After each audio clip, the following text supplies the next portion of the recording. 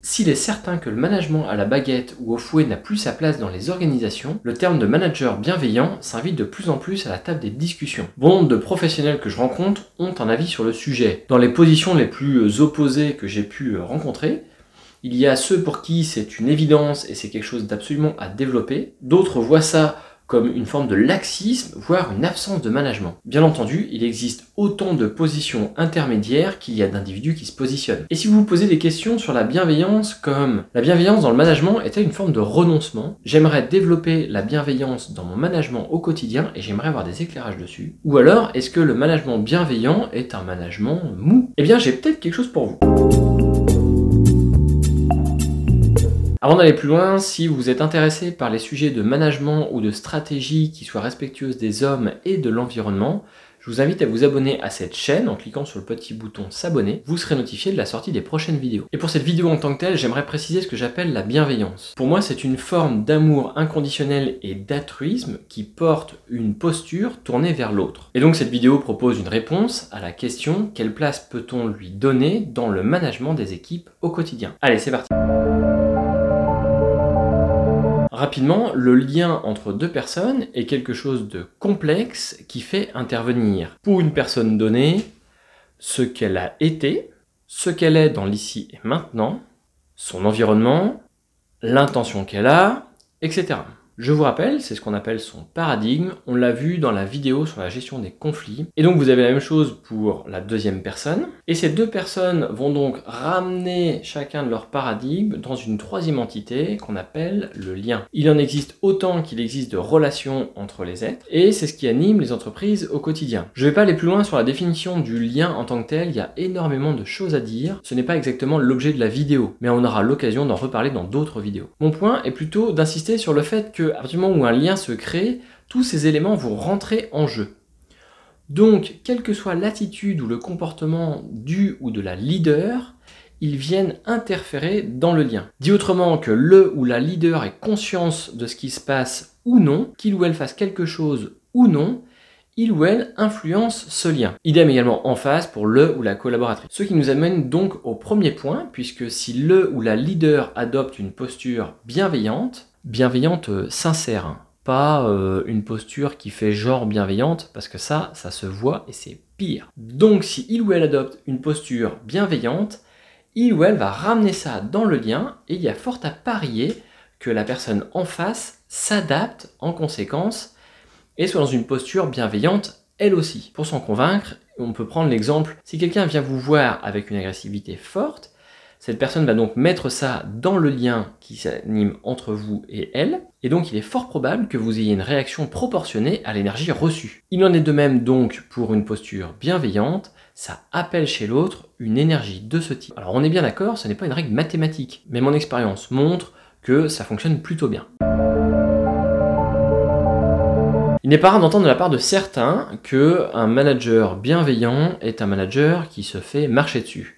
C'est le fameux trop bon, trop con, quoi. En fait, il y a souvent une confusion qui est faite par les personnes que je rencontre entre la bienveillance et l'exigence. Ce serait comme si être bienveillant, c'est être à un degré zéro d'exigence. Or, il n'en est rien. Une posture bienveillante n'exclut absolument pas du ou de la leader d'être exigeant sur ce qui est attendu. Prenons un exemple. Mettons que Sophie soit manager de Claude et attend de lui un certain niveau de performance sur une tâche qui lui est donnée. On admettra dans notre exemple totalement arbitraire qu'elle attend de Claude d'être à un niveau 8 de performance sur un indicateur qui mesure la performance de ce qui est attendu de lui. Dans le cas d'une posture exigeante mais non bienveillante, Claude est à 6 de performance et Sophie ne lui dit rien pendant un an. Claude continue sur cet élan et lorsque Sophie arrive à un niveau de saturation excessif, peu importe la raison, elle convoque Claude à un entretien et le sanctionne verbalement par exemple sur la non-performance ou le manque de performance qui dure depuis trop longtemps. Dans le cadre d'une performance bienveillante et non exigeante, Claude est à 6 de performance et il ne se passe rien. Malgré que Sophie attende de lui un niveau de performance 8 parce que l'ensemble de l'organisation a besoin de ce niveau de performance pour bien fonctionner, Sophie sera dans une compassion exagérée et n'importe quelle raison sera invoquée pour expliquer cet écart. Pire, il va rester à ce niveau de performance et recevra quand même une augmentation de salaire ou une promotion, etc. Et tout ceci va s'installer dans le temps. Là encore, au contraire de ce qu'on peut penser, on est dans un contexte qui favorise le désengagement dans le temps. Car dans le cadre relationnel qui a été fixé entre Sophie et Claude, dans notre exemple, est à 8 de performance. Alors bien sûr, dans la vie réelle, l'exemple n'est pas aussi simple que ça, j'ai bien conscience que la situation est un peu plus complexe. Là, c'est pour les biens pédagogiques de la vidéo. Claude donc n'est pas au niveau de performance attendu et il n'y a pas de réaction de la part de Sophie, alors que Claude ne respecte pas l'engagement pris. C'est pourtant ce qui est attendu de la part d'un leader, y compris de Claude. Donc personne ne respecte le cadre relationnel sur lequel ils se sont mis d'accord avant. C'est un facteur de désengagement de la part du collaborateur et de ou de la leader. Dans le cas d'une posture bienveillante et exigeante, dans le cadre de notre exemple, dès lors que la performance de Claude s'installe à 6, Sophie convoque naturellement Claude à un entretien avec un certain nombre de questions. Que se passe-t-il? Où en es-tu? Que peux-tu faire pour atteindre le niveau 8? Et de quoi aurais-tu besoin pour le faire?